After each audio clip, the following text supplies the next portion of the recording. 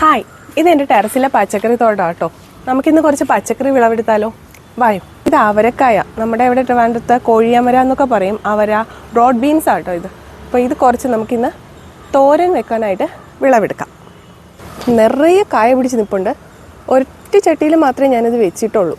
പക്ഷേ അതിൽ പൂവും കായും തമ്മിൽ ഇങ്ങനെ മത്സരമായിട്ട് നിറച്ച് കായ നിൽപ്പുണ്ട് കേട്ടോ.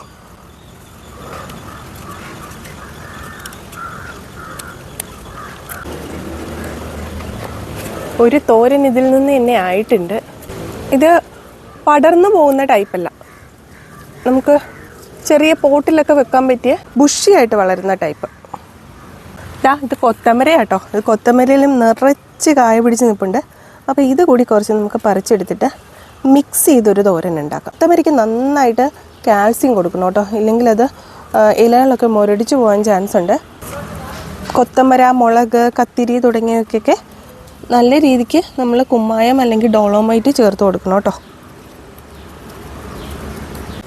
ഈ കൊത്തമര പറിച്ചെടുക്കുന്നത് ഒരു ക്ഷമ വേണ്ട ജോലിയാണ് കേട്ടോ. ഇതിങ്ങനെ പതിയെ ഈ തണ്ടിനൊന്നും അല്ലെങ്കിൽ വേറെ ഇളം കായ്ക്കൊന്നും കേട് പറ്റാണ്ട് വിധം പതിയെ ഇങ്ങനെ ട്വിസ്റ്റ് ചെയ്ത് പറിച്ചെടുക്കണം കേട്ടോ. ഇത്രയും കിട്ടിയിട്ടുണ്ട്. അമര 2 വെറൈറ്റി ഉണ്ട്. നമുക്ക് ഇന്നത്തേക്ക് ഒരു തോരനായിട്ടുണ്ട് കേട്ടോ. അപ്പോൾ വീണ്ടും കാണാം. ബായ്.